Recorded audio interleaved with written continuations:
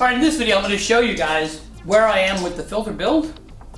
Okay, first step, we've got the machine here. We did some samples a couple years ago, but the biggest problem that I have is that the filter paper, we're going to be using a lot more pleats than anybody else has ever used before. And the reason why is because we're going to be making the right filter. Okay, the first thing I need to do to improve what I have done in my test before is, if you're going to be sending out 500 pleats, the pleats have to be glued together. This machine doesn't do this, so what we've done is I've bought a used hot glue melting machine. These things normally run new about 10 grand. You can pick them up used and refurbished for about 3,000. I got lucky, I found one that was in alright shape for 500, but that means I've got to do a lot of work to get it up and running. So I've taken it apart, there are parts everywhere, and all of the parts like this is one of the pumps, this is the pump on there. This thing was completely charred with burnt glue, and everywhere, every hole, every nozzle, it was just all clogged up. Even things like this manifold, every one of these holes and everything was just filled up with charred glue. And it just wasn't going to work without it being completely disassembled. So what I did was I got lucky. I went out and found myself a nice little deep fryer. I got one of these little, I got this lucky, I got it at the Goodwill for $15. So what you have to do to get the hot glue to get it off of these units, you've got to get the hot glue that used to be there, submerge the parts in the oil. They just call it soybean oil, but that's just what you would call vegetable oil. The same thing you use to fry chicken.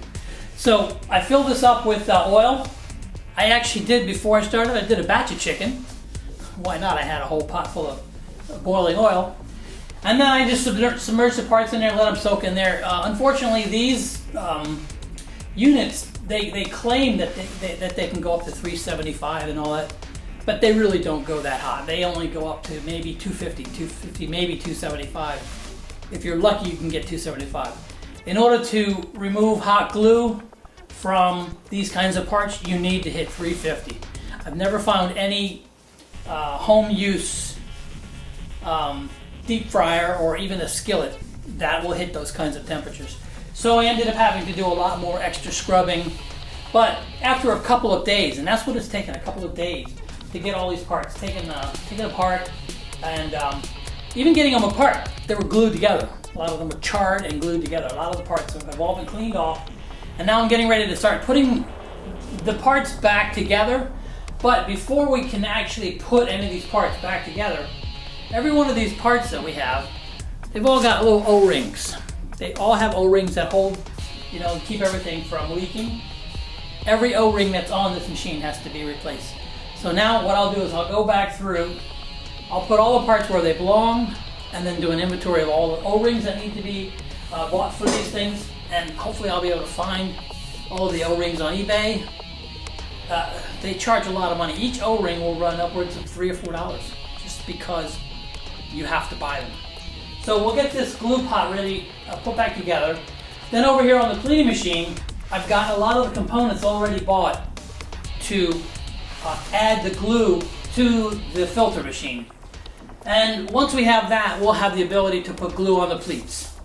That is what we're working on today for the next week. Hopefully within a week. I know it's not going to happen in a week, but hopefully in a week we start seeing some progress over here on the glue machine, or on the filter machine.